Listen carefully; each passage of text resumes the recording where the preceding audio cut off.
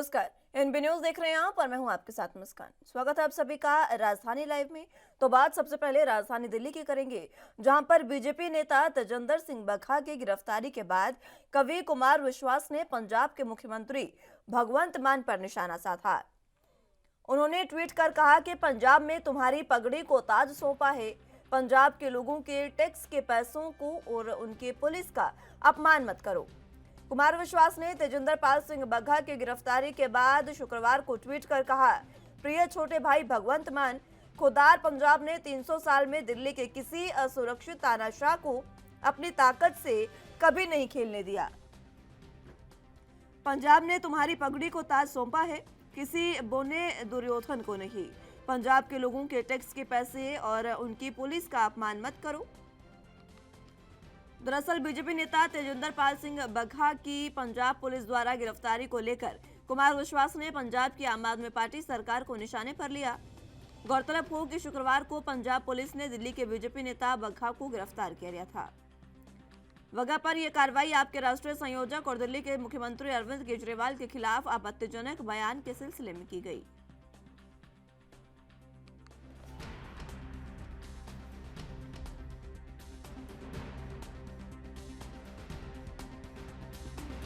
आम आदमी पार्टी बौखला गई है, क्योंकि सरकारों का काम होता है अपनी उपलब्धियां गिनाना। दिल्ली में उनकी सरकार है 8 साल से, उन्होंने कुछ नहीं किया। जब से पंजाब में सरकार आई, पंजाब में रोज लोगों की मौतें हो रही हैं, वहाँ पे अशांति फैल रही है, कानून व्यवस्था उनके हाथ में नहीं है। जिस पुलिस को पंजाब की कानून व्यवस्था को संभालना चाहिए, उनको उन्होंने टूर पे भेज दिया है। कोई दिल्ली जा रहा है, कोई कहीं जा रहा है। अरे बग्गा जी ने एक ट्वीट किया था, ट्वीट का जवाब वो देते, आप उनको कोई नोटिस देते, अगर नोटिस दिया था उसका जवाब देते, लेकिन चुपचाप उनके घर जाना, 50 पुलिसकर्मियों को लेके जाना, उनके बूढ़े माँ बाप के साथ धक्का मुक्की करना, उनकी पिटाई करना और फिर उसको उठा के लेके जाना, ये कौन सा कानून है?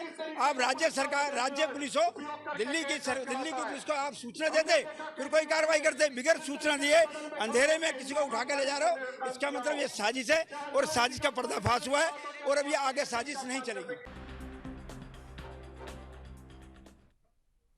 इसी पर जरा जानकारी के लिए दिल्ली से संवाददाता राजीव तिवारी हमारे साथ मौजूद हैं।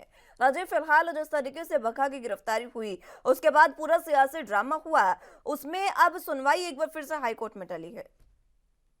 देखिए, बिल्कुल सही कहा आपने। यहाँ पर बात करें जिस तरीके से लगातार कल बग्गा की गिरफ्तारी हुई और जिसके बाद कहीं ना कहीं पूरा एक सियासी ड्रामा चलता रहा और लगातार पंजाब पुलिस की बात करें, हरियाणा पुलिस की बात करें या फिर क्या है दिल्ली पुलिस की बात करें, तीनों के बीच में एक कैसे ड्रामा बिल्कुल क्रिएट होता हुआ नजर आया। क्योंकि जिस तरीके से पंजाब पुलिस दिल्ली के अंदर से बग्गा की गिरफ्तारी कर कर कल उसे लेके गई और कहीं ना कहीं बग्गा के जो फादर थे उन्होंने दिल्ली पुलिस को एक सूचना दी कि जिस कुछ लोग आए थे उसके घर से गिरफ्तार करके जबरन उठा के लेके गए, किडनैपिंग का मामला बनाया गया। दिल्ली पुलिस ने उस किडनैपिंग के मामले को हरियाणा पुलिस को दिया और हरियाणा पुलिस ने यानी कुरुक्षेत्र पुलिस ने उनको गिरफ्तार किया और उनको रोका गया, डिटेक्ट किया गया और लगातार कहीं ना कहीं इस ड्रामे को लेकर कहीं ना कहीं पूरे दिन के सियासी माहौल जो है वो बिल्कुल देखने को मिला। मगर आज की बात करें तो आज पंजाब हाई कोर्ट के अंदर जिस तरीके से आज दोनों ही सरकारों से और दोनों ही पुलिस से यानी कि हरियाणा पुलिस से और दिल्ली पुलिस से एक जवाब मांगा गया है कि आप लोग जवाब दीजिए,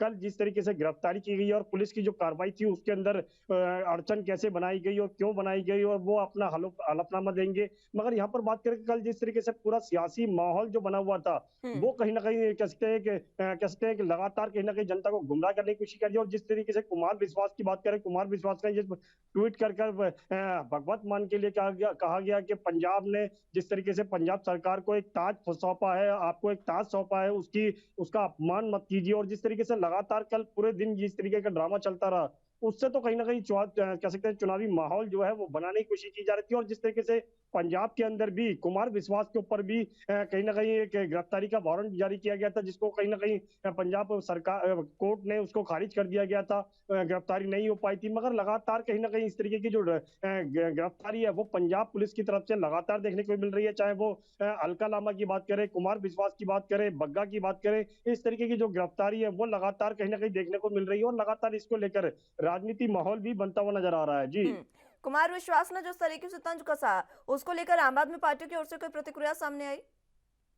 देखिए, बिल्कुल सही कहा आपने। यहाँ पर बात करें जिस तरीके से कुमार विश्वास की, तो कुमार विश्वास ने जिस तरीके से अरविंद केजरीवाल और भगवंत मान के लिए जिस तरीके से ट्वीट के माध्यम से तंग कसा था, और जिस तरीके से ये कहा गया था कि पंजाब सरकार ने जनता ने जिस तरीके से आपको ताज दिया है, उसका ताज का अपमान मत कीजिए। जनता की जो गाड़ी कमाई है टैक्स के रूप में जो दी जाती है, उसका इस्तेमाल गलत तरीके से नहीं कीजिए। और लगातार कहीं ना कहीं इसको लेकर कहीं ना कहीं भगवंत मान को भी निशाने पर लिया गया, अरविंद केजरीवाल को भी निशाने पर लिया गया। मगर अभी बात करें जिस तरीके से भगवंत मान की और अरविंद केजरीवाल की, दोनों ही तरफों से कोई जवाब नहीं दिया गया। मगर ये जरूर आम आदमी पार्टी की तरफ से कहा गया कि पंजाब पुलिस जो है वो अपना काम कर रही है। जिस तरीके से गिरफ्तारी की गई है वो पंजाब पुलिस के हाथ में है। पंजाब पुलिस किस तरीके से इसको देखती है, पंजाब कोर्ट के हाथ में सब पेश किया जाएगा। और लगातार कहीं ना कहीं इसको लेकर जो दुविधाएं थी वो दूर होती नजर नहीं आई। और आज जो है वो लगातार कहीं ना कहीं जो दुविधाएं वो दूर करने की कोशिश की जाएगी। और पंजाब हाई कोर्ट के अंदर जिस तरीके से हरियाणा पुलिस और दिल्ली पुलिस के द्वारा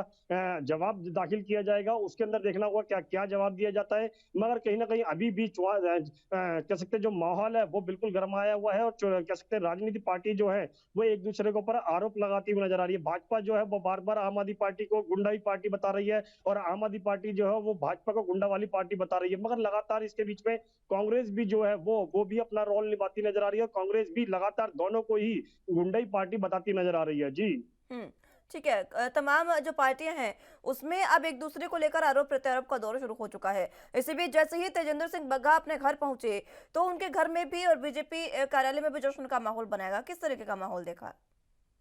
देखिए, बिल्कुल सही कहा गया। यहाँ पर बात करें जिस तरह बग्गा की गिरफ्तारी जिस तरीके से हुई कल, और उसको बाद में कुरुक्षेत्र पुलिस के द्वारा कहीं ना कहीं दिल्ली के अंदर लाया गया, और लगातार कहीं ना कहीं इसको लेकर लगातार भाजपाई जो प्रदर्शनकारी थे, या फिर कहें जो भाजपा जो नेता थे, वो लगातार प्रदर्शन भी कर रहे थे। आम आदमी पार्टी के ऑफिस का घेराव भी किया। लगातार ये भी कहा गया कि जब तक बग्गा नहीं आएंगे दिल्ली के अंदर, वो इसी तरीके के प्रदर्शन जारी रहेंगे। मगर जब बग्गा दिल्ली के अंदर आ चुके हैं और लगातार उनके घर पे जब पहुंचे, तो भाजपा के जो नेता है वो लगातार उनसे मिलने के गए, और लगातार कहीं ना कहीं जश्न का माहौल भी देखने को मिला। और लगातार भाजपा की बात करें, भाजपा कार्यालय की बात करें, दिल्ली प्रदेश की बात करें, लगातार वहां पर भी जश्न का माहौल देखने को मिला। और लगातार कहीं ना कहीं इसको ये कहा जा रहा था कि जिस तरीके से पंजाब पुलिस ने बग्गा की गिरफ्तारी की थी, उसके अंदर कहीं ना कहीं आम आदमी पार्टी को घेरने की और बड़ी रणनीति बन सकती है। और लगातार भाजपा जो है वो आम आदमी पार्टी को घेरने के लिए बड़ी रणनीति के साथ साथ मैदान में उतर सकती है। और सीधे सीधे कहें तो कहीं ना कहीं प्रदर्शन का सहारा भी लिया जा सकता है। जी। ठीक है राजीव, बहुत शुक्रिया आपका हमारे साथ जुड़ने के लिए और तमाम अहम जानकारी हम तक पहुंचाने के लिए। बुलेटिन में फिलहाल वक्त एक छोटे से ब्रेक का है, फौरन हाजिर होंगे।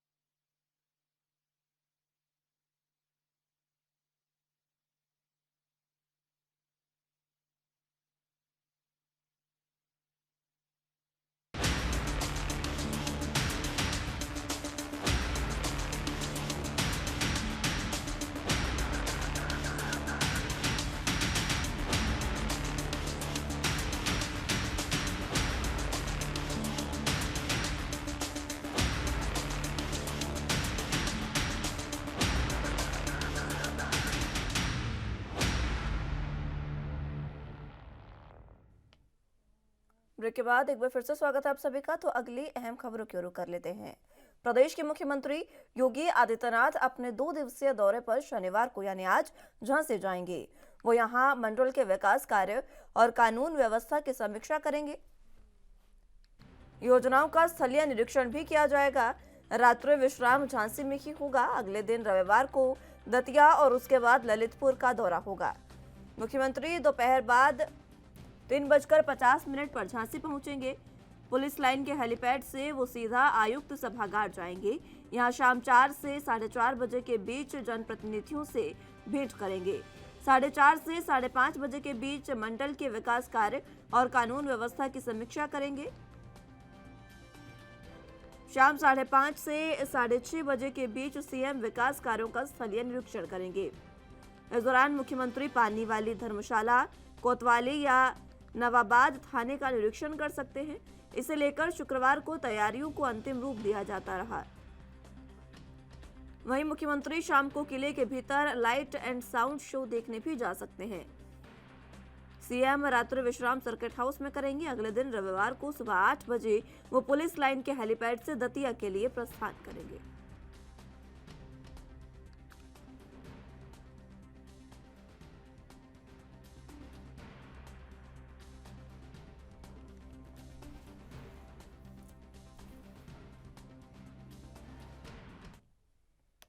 इस पर ज्यादा जानकारी के लिए झांसी से संवाददाता शहजाद खान हमारे साथ जुड़ चुके हैं। शहजाद, फिलहाल जिस तरीके से आज सीएम का दौरा है, इस दौरे की महत्वता क्या होगी और कब तक सीएम यहां पर पहुंचेंगे? जी मुस्कान, आज उत्तर प्रदेश के मुख्यमंत्री योगी आदित्यनाथ झांसी दौरे पर रहेंगे। ये लगभग 4 बजे झांसी पहुंच जाएंगे। बताया जा रहा है कि 4 बजे जब वे झांसी पहुंचेंगे तो वे सीधे आयुक्त सभागार पहुंचेंगे।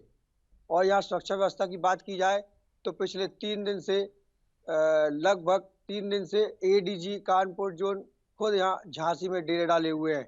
चाक चौबंद पूरी तरह से सुरक्षा व्यवस्था की व्यवस्था लगा दी गई है। लगभग 2000 पुलिस कर्मियों को सीएम की सुरक्षा व्यवस्था में लगाया गया है। जी मुस्कान। ठीक है, फिलहाल जिस तरीके से सीएम योगी का ये दौरा होगा, ये कितना खास माना जा रहा है? जी, उत्तर प्रदेश में दूसरी बार सरकार बनने पर ये मुख्यमंत्री का लगभग 13वां दौरा झांसी में आएंगे।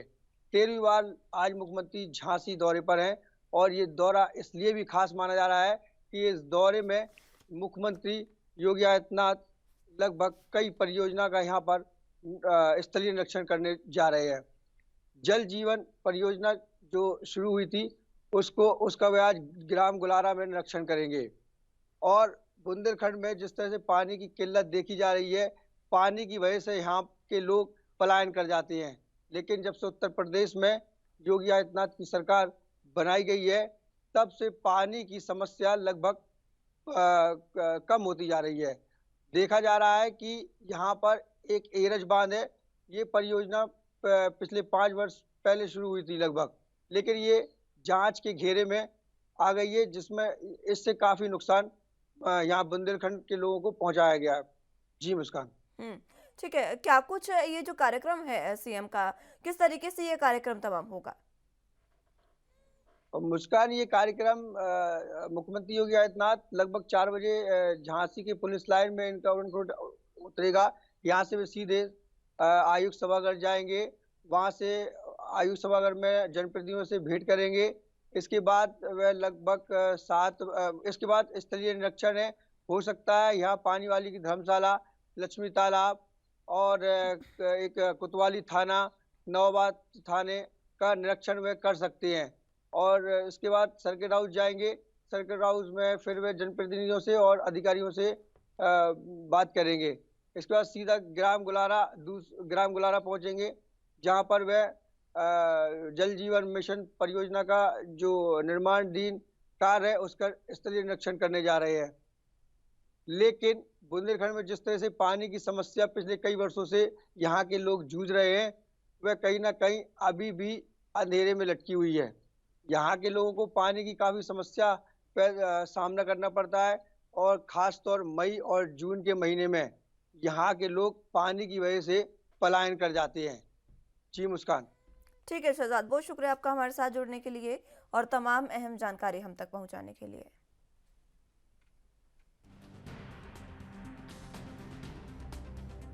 तो योजनाओं का स्थलीय निरीक्षण आपको बता दें कि आज सीएम योगी आदित्यनाथ करने वाले हैं। 2 दिन के झांसी दौरे पर वो रहेंगे। तमाम कार्यक्रम उनके प्रस्तावित है। स्थलीय निरीक्षण वो यहाँ पर करेंगे और फिर शाम रात के करीब वो दतिया के लिए रवाना होंगे और कल उनका दतिया और ललितपुर का दौरा है। आपको बता दें कि आज झांसी पहुँच रहे हैं। कल दतिया और ललितपुर पहुंचेंगे और यहाँ पर जो विकास कार्य हैं उनका स्थलीय निरीक्षण सीएम योगी द्वारा किया जाएगा और कई ऐसे कार्यक्रम भी वहां पर प्रस्तावित हैं। म्यूजिक शो भी सीएम योगी आदित्यनाथ जो है वो रात के समय में देखने जा सकते हैं।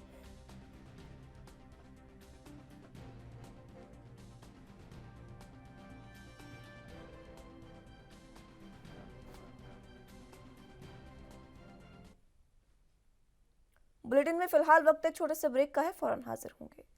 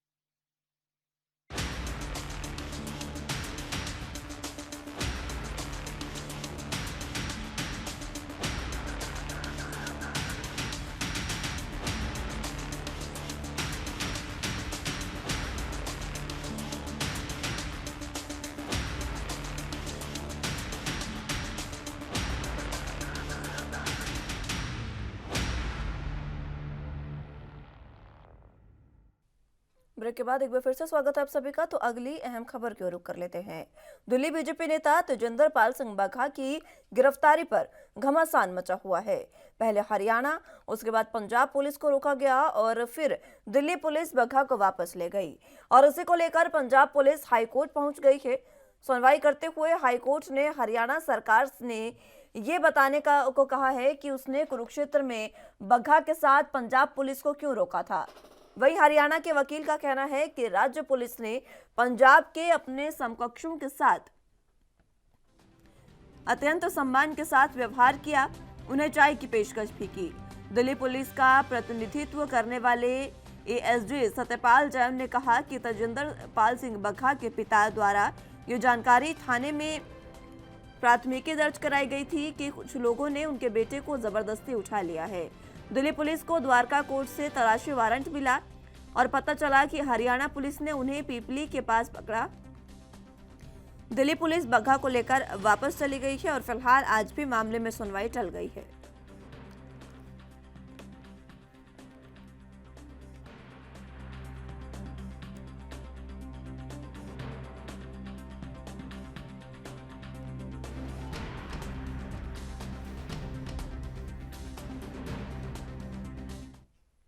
इसी खबर पर ज्यादा जानकारी के लिए चंडीगढ़ से संवाददाता अमित कुमार हमारे साथ मौजूद हैं।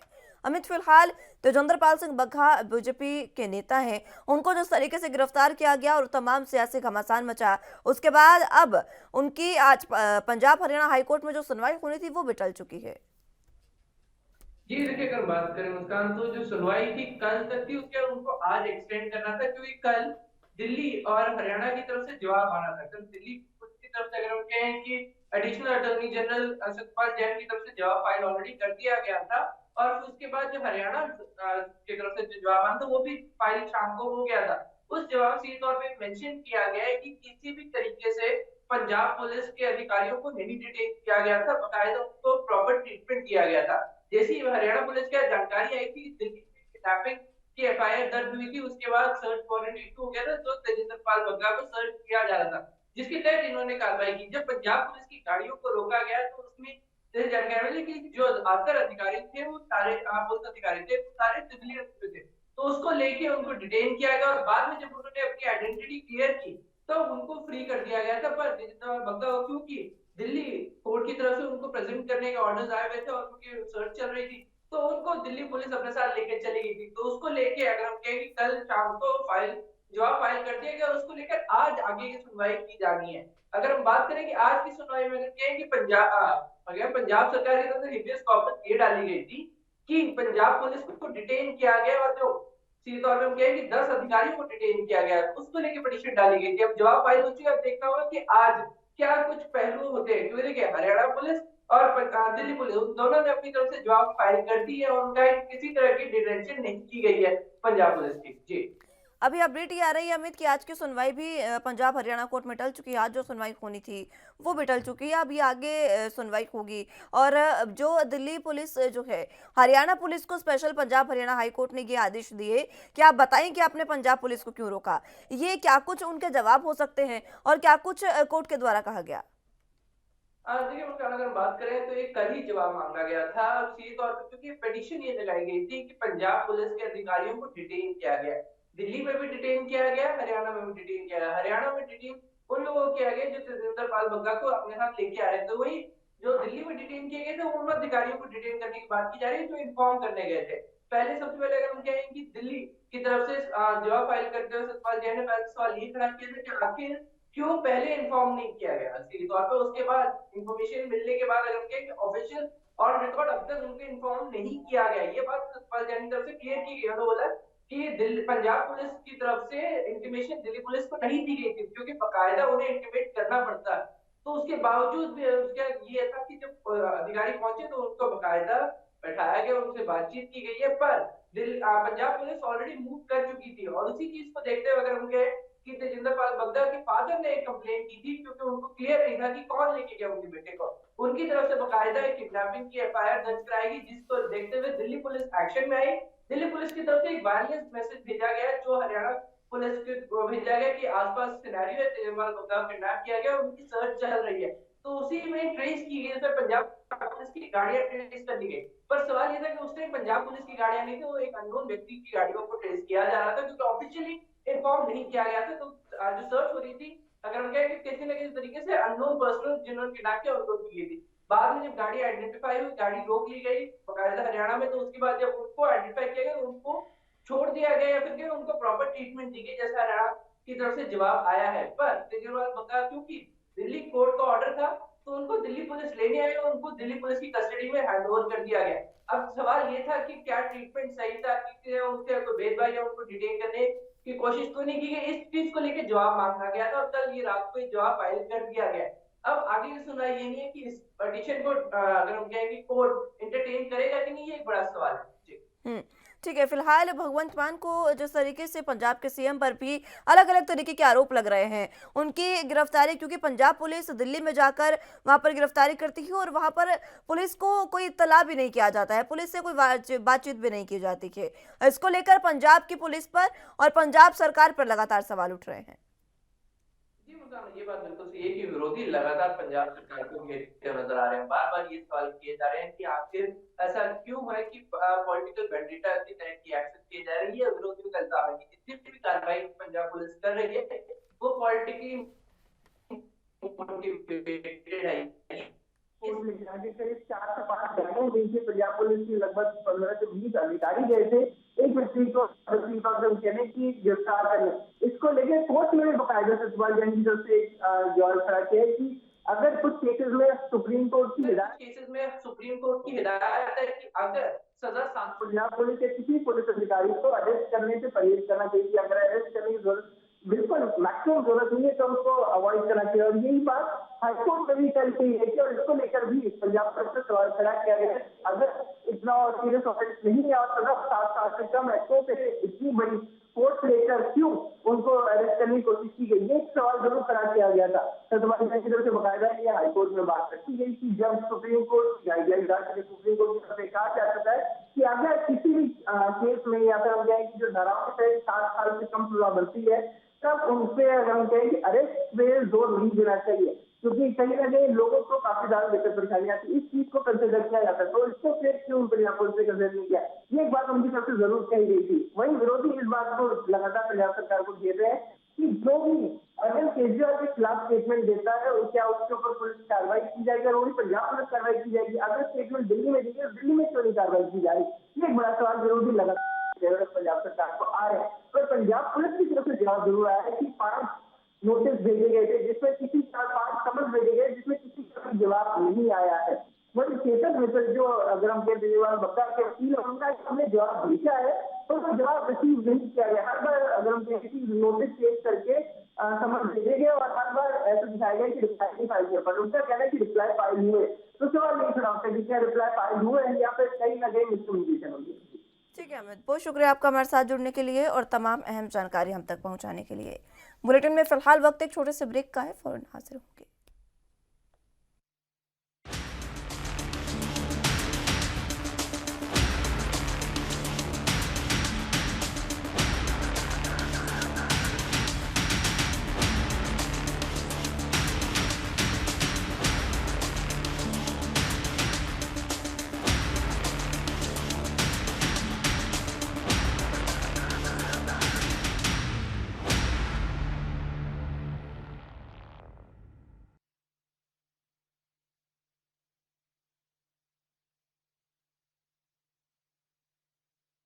के बाद एक बार फिर से स्वागत है आप सभी का। अगली अहम खबरों की ओर रुख करते हैं। इन दिनों फर्जी लोन ऐप ग्राहकों के साथ काफी धोखाधड़ी हो रही है। अब अवैध लोन ऐप ने ठगी का एक नया तरीका खोज लिया है, जिसमें लोगों को बिना कर्ज लिए वसूली के संदेश मिल रहे हैं और उन्हें ब्लैकमेल किया जा रहा है। सिर्फ उन्हें ही नहीं बल्कि पीड़ित का मोबाइल हैक करके उनके दोस्तों रिश्तेदारों को भी अश्लील मैसेज किए जा रहे हैं, जिसका शिकार कुरार अप्पापाड़ा में रहने वाले संदीप पांडुरंग कोरेगांव हो गए हैं। इस परेशानी के चलते उन्होंने फांसी भी लगा ली है। आपको बता दें कि मुंबई मलाड पूर्व अप्पापाड़ा का रहने वाला संदीप कोरेगांव में 4 मई को अपने घर में फांसी लगाकर उसने आत्महत्या कर ली। जब संदीप ने घर में फांसी लगाई उस वक्त वो अकेला था। परिवार के लोग शादी में गए थे। संदीप करीब 20 दिन से मोबाइल पर आने वाले फ्रॉड लोन मैसेज से परेशान था, क्योंकि संदीप को उनके मोबाइल पर अलग अलग नंबर से कॉल आता था और इस कॉल में उन्होंने कॉलर को ये बताया था कि वो 5,000 का लोन उन्होंने लिया है, जबकि संदीप ने कोई लोन नहीं लिया था। साइबर फ्रॉड करने वाला शख्स संदीप के मोबाइल को हैक करके संदीप के साथ एक लड़की की अश्लील फोटो लगाकर संदीप के दोस्तों, रिश्तेदारों और कंपनी में भी उसकी अश्लील फोटोज वायरल की गई थी, जिससे मृतक संदीप बेहद परेशान था।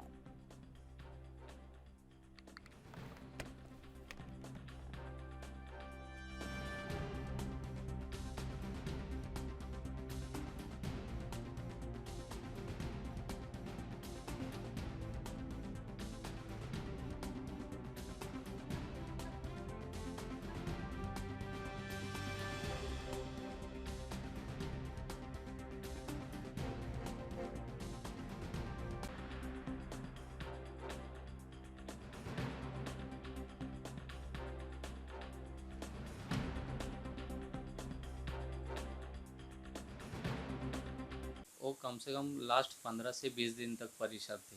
उसके बाद उन्होंने एक बार पुलिस कंप्लेंट भी की, उसका एफआईआर कॉपी हमारे पास है। फिर उन्होंने बहुत डिप्रेशन में चले गए थे। उसके बाद माँ बाप उसके गांव चले गए थे, उनको बुला लिया कि ऐसा ऐसा चीज़ मेरे साथ हो रहा है। हम सब उसके रिलेटिव है, मैं उसका मौसी का लड़का हूँ, तो हम लोग को सबको मैसेज आए। फिर हमने उसको बताया कि भैया ऐसा ऐसा हो रहा है, हम सबका मैसेज आ रहा है। वो बोला ठीक है। हम लोग बोले आप उन साथ में पुलिस स्टेशन चलते, और हम लोग ने पुलिस स्टेशन जाके एफआईआर काफ़ी दर्ज भी करवा दी। तो उसके बाद कुछ एक्शन हुआ नहीं। उसके बाद वापस हम लोग के सब उसके फ्रेंड थे, उसके ऑफिस वाले सब दोस्त लोग थे, सब उसके कलीग रिलेटिव सबको वापस मैसेज आने लगा और डिप्रेशन में जाने लगा। तो माँ बाप उसके गाँव से आए, हम लोग सब जन एक साथ हो गए रिलेटिव, और बोले कि चलो अपन हॉस्पिटल चलते। जो हमारे आजू बाजू में दोस्त लोग थे उनको बुला ले, हॉस्पिटल चले गए। अपना पुलिस स्टेशन चले गए। पुलिस स्टेशन जाने के बाद हम लोग ने वहाँ पे बता दिया कि हम लोग ने पहला भी यहाँ पे पुलिस कंप्लेंट किया हुआ है कि ऐसा ऐसा चीज़ हमारे भाई के साथ हो रहा है। तो उन्होंने बोला ठीक है हम लोग चेक करते, बट कुछ उसमें ये हुआ नहीं, उनका कुछ भी फॉलोअप नहीं था। और 2 दिन के बाद देखा तो इनका ये ऐसा हो गया, सब जन बाहर चले गए तो इन्होंने हैंगिंग।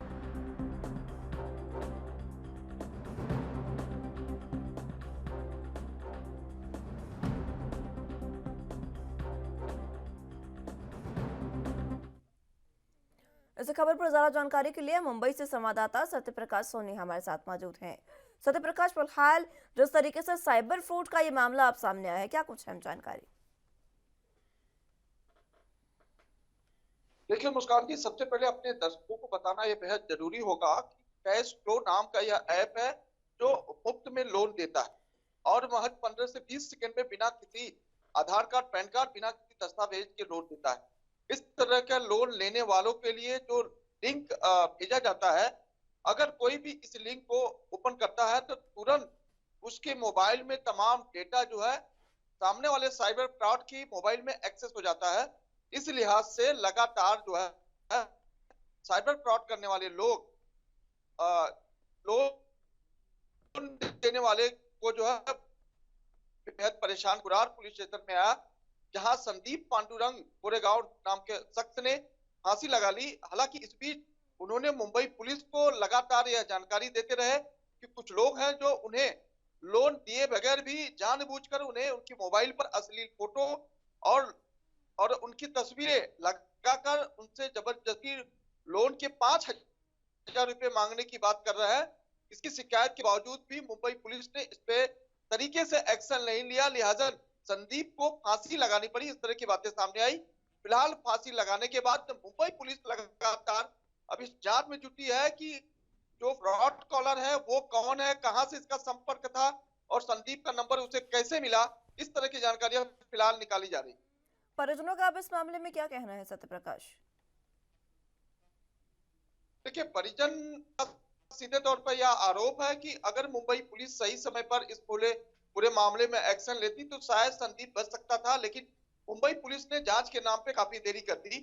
लेकिन जिस तरह से संदीप के फोन के अलावा संदीप के तमाम रिश्तेदारों और उनकी कंपनी में भी उनकी अश्लील फोटो बनाकर ये भेजी गई कि संदीप जो है इस लड़की के साथ गलत संबंध बनाता है, संदीप ने 4 लड़कियों का हत्या कर दिया है। इस तरह की मॉब करके तस्वीरें बनाई गई और उनके परिवार, रिश्तेदारों और दोस्तों को शेयर की गई। इस तरह से यह जानकारी मिली कि संदीप के मोबाइल में जितने के ऊपर फोटो भेजी गई और संदीप को बदनाम करने की कोशिश की गई। अगर संदीप 5,000 रुपया लोन का नहीं देता है तो वह उसी तरह से तस्वीरें भेजते रहेंगे, जिससे परेशान होकर संदीप को आखिरकार यह कदम उठाना पड़ा। सत्यप्रकाश, फिलहाल पुलिस की कार्रवाई पूरे मामले में कहां तक पहुंची? पुलिस अब पूरी तरह से अलर्ट है। हालांकि ये बहुत बड़ा साइबर फ्रॉड है। पुलिस ने बताया है कि कैश फ्लो नाम का यह ऐप है जिसको डाउनलोड होने के बाद तुरंत जो है सामने वाला का मोबाइल के एक्सेस जितने भी डेटा रहते हैं वहां चले जाते हैं। इसी तरह की प्रक्रिया के तहत लगातार इस तरह का नया फ्रॉड का मोड आया है जो लगातार लोगों को परेशानियों में डाल दिया। फिलहाल यह जानकारी मिली है कि मुंबई में अब तक 20 से ज्यादा ऐसे लोग शिकार हुए हैं, जिनमें से अब तक 2 लोगों की मौत हुई है। क्योंकि जिस तरह से जिस मोडस के साथ ये परेशान किया जाता है, जैसे तौर पर प्रोफाइल देख के परेशान किया जाता है, क्योंकि अगर कोई शख्स इस तरह से बदनाम होता है तो कहीं कहीं उसे ये रास्ता अपनाना पड़ता है।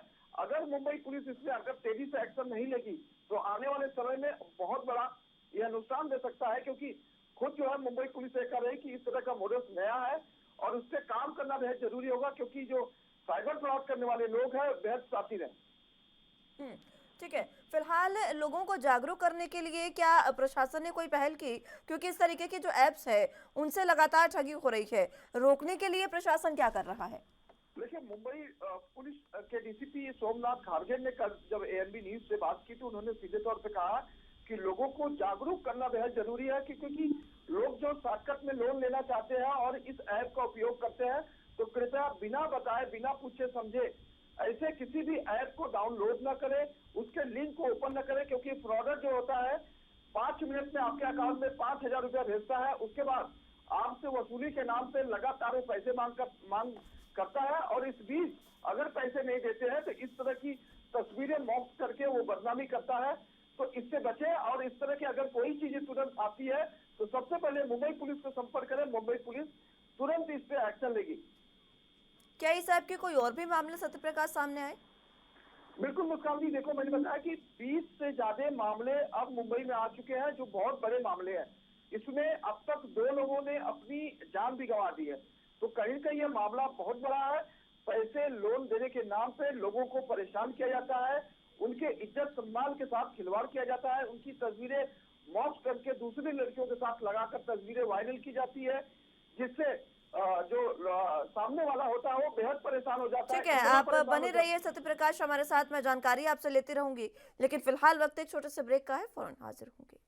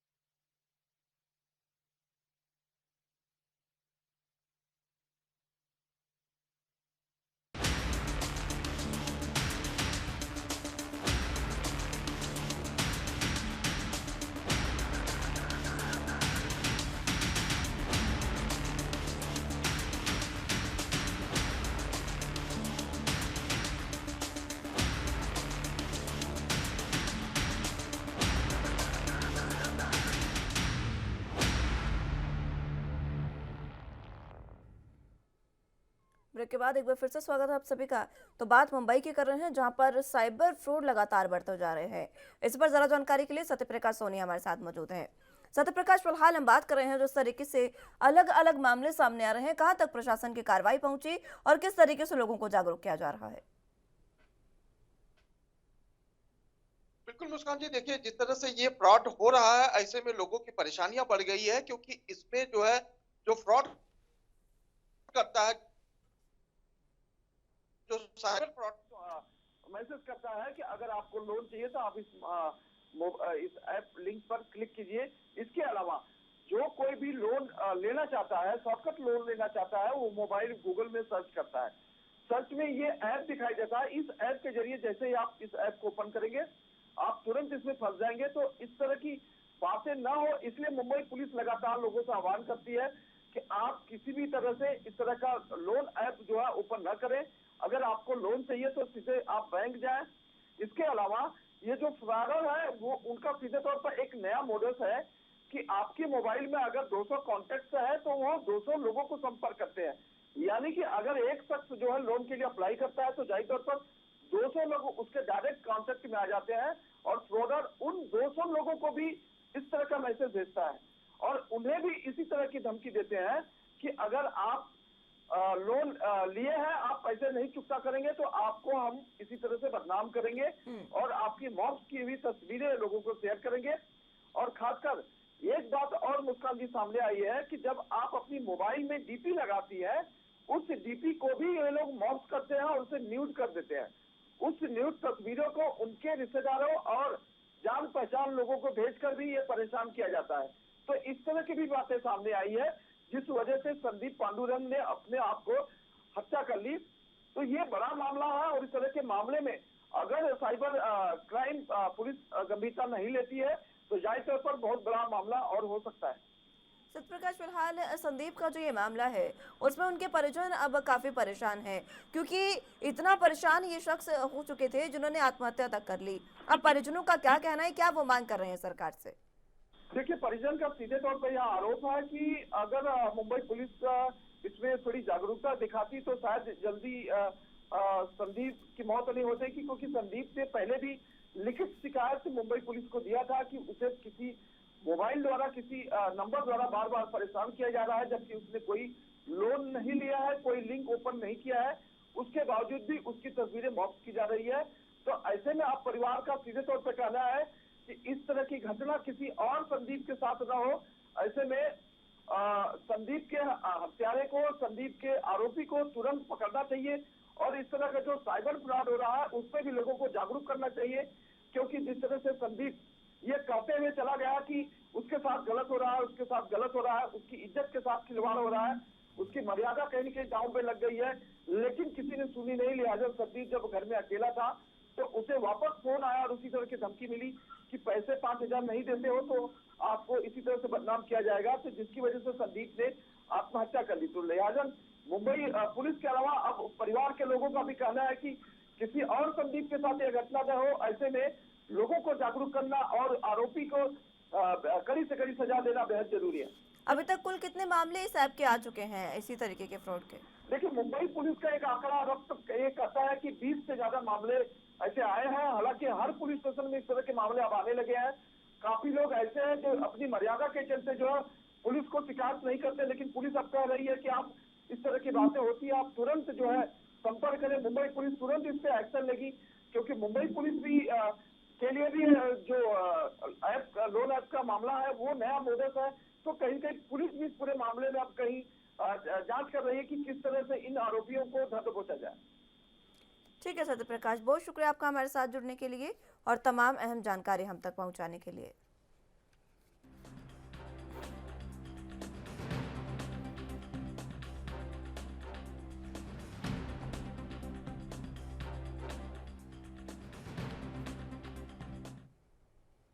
हिमाचल पुलिस भर्ती परीक्षा पेपर लीक मामले में कांगड़ा पुलिस ने मामला दर्ज कर 3 आरोपियों को गिरफ्तार किया है। इस पूरे खुलासे के बाद मुख्यमंत्री जयराम ठाकुर ने पुलिस भर्ती प्रक्रिया की लिखित परीक्षा रद्द करने के आदेश जारी कर दिए हैं और मामले की जांच एसआईटी से करवाने के आदेश भी दिए।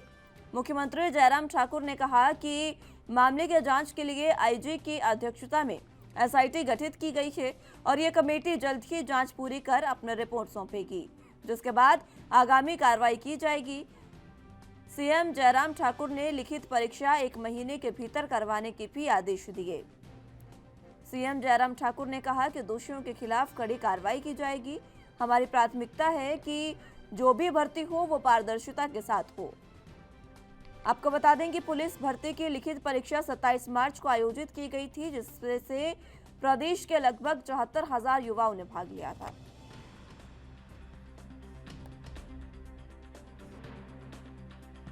सारी चीजों को लेकर के मैंने पुलिस विभाग को आदेश दिए थे कि इसकी जांच आप तुरंत करें, क्योंकि हिमाचल प्रदेश में हमारी सरकार की शीर्ष प्राथमिकता है कि जो भी भर्ती की प्रक्रिया हो वो प्रक्रिया पारदर्शिता के साथ होनी चाहिए। कहीं भी किसी भी प्रकार की शक या इस प्रकार की संभावना जहां उस पर प्रश्न चिन्ह खड़ा किया जाए भर्ती की प्रक्रिया पर, इस चीज के लिए गुंजाइश कतई भी नहीं दी जा सकती। सारी चीजों को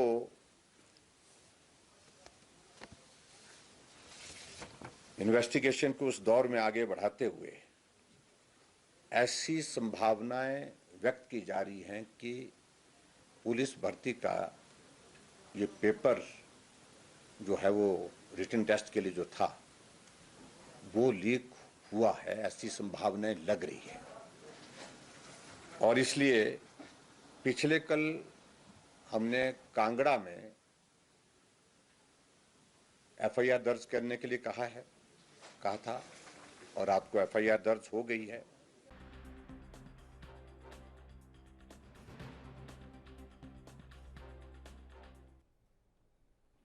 इस खबर पर जरा जानकारी के लिए हिमाचल प्रदेश से ब्यूरो चीफ टीना ठाकुर हमारे साथ मौजूद हैं। टीना जी, फिलहाल जिस तरीके से बात करें पेपर लीक मामले की, इसमें सीएम जयराम ठाकुर ने खुद कहा कि पेपर हो सकता है कि लीक हुआ हो, इस वजह से कार्रवाई के आदेश दिए गए हैं।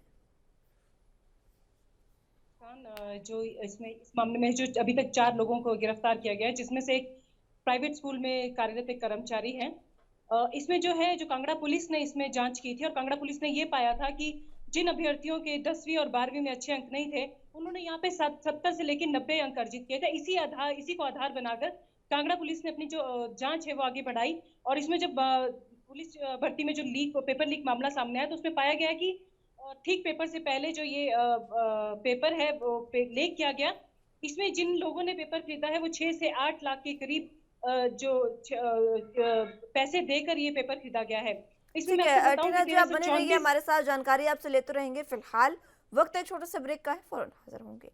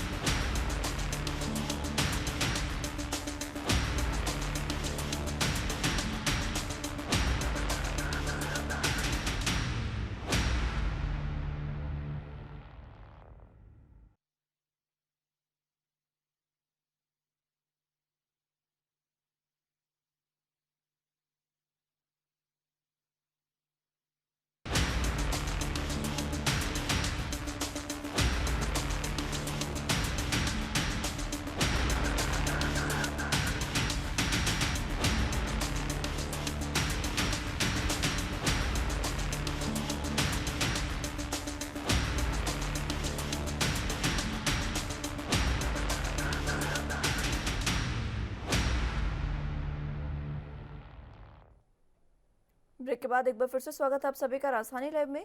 तो बात हिमाचल प्रदेश की कर रहे थे, जहां पर पेपर लीक मामला अब लगातार तूल पकड़ता जा रहा है और इसी में पुलिस ने 4 आरोपियों को गिरफ्तार किया है। जरा जानकारी के लिए टीना ठाकुर जी हमारे साथ मौजूद हैं। टीना जी, फिलहाल यही जानकारी मैं आपसे लेना चाहूंगी कि आखिर जो 4 लोग गिरफ्तार किए गए हैं उनकी पहचान क्या क्या हुई है और किस तरीके से आगे की कार्रवाई चल रही है। जी मुस्कान, ये जो 4 लोगों को गिरफ्तार किया गया है, 11 मई तक इनको पुलिस रिमांड पर भेजा गया है।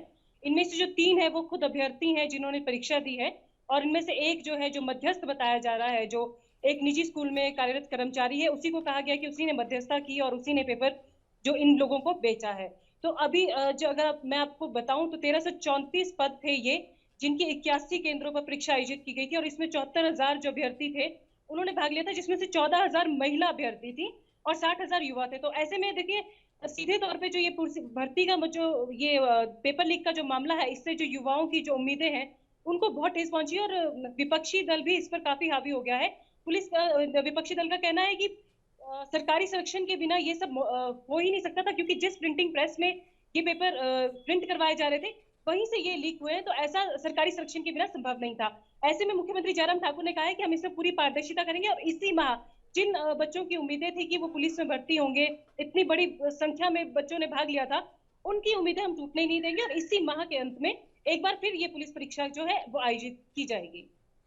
ठीक है, परीक्षा दोबारा आयोजित की जाएगी, लेकिन जिस तरीके से परीक्षा लगातार पेपर लीक होते हैं उससे बच्चों के भविष्य पर भी कई बार सवाल उठते हैं, क्योंकि उनका 1 साल अब जिस तरीके से बच्चों का इतना समय खराब हुआ, दोबारा जब भी पेपर होंगे उसके बाद फिर से वो पेपर दिए जाएंगे, तैयारी होंगे, तो बीच का ये समय काफी खराब हो जाता है। जी बिल्कुल आप सही कह रहे हैं, क्योंकि अभी बच्चों को ये उम्मीदें थी कि अभी कुछ ही दिनों में रिजल्ट भी खैर आ चुका था 5 अप्रैल को, कि उसके बाद हम अपनी जो पुलिस की वर्दी है वो पहनेंगे और अपनी ड्यूटियों पर जाएंगे। इससे सीधे तौर पर जो इतनी आप देखिए 74,000 युवाओं ने ये परीक्षा दी थी, जिसमें से 14,000 तो लड़कियां ही थी।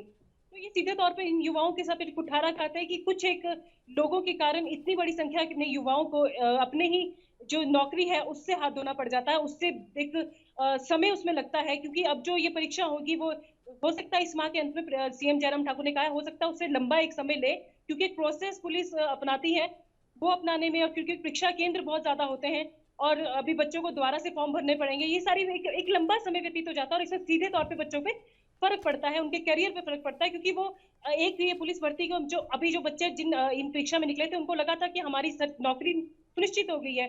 अब ऐसे में उन बच्चों को भी दोबारा से ये परीक्षा देनी होगी जिनके बेशक अच्छे अंक आए थे, लेकिन अभी उनको भी ये परीक्षा दोबारा देनी पड़ेगी।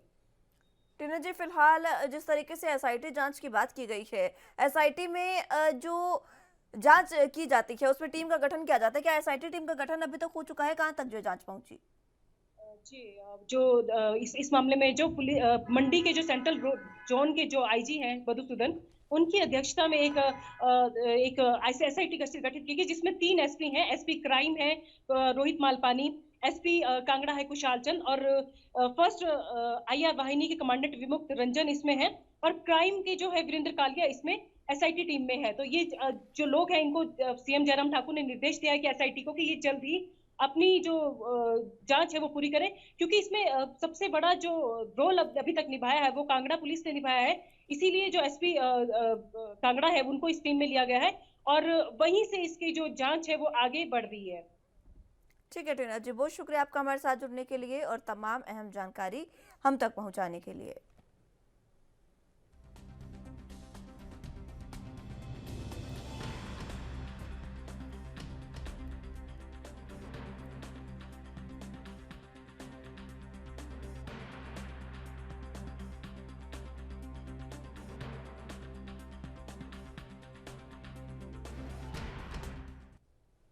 फिलहाल के लिए मेरे साथ इस बुलेटिन में बस इतना ही। तमाम अहम खबरों के लिए आप देखते रहे एनबी न्यूज़। नमस्कार।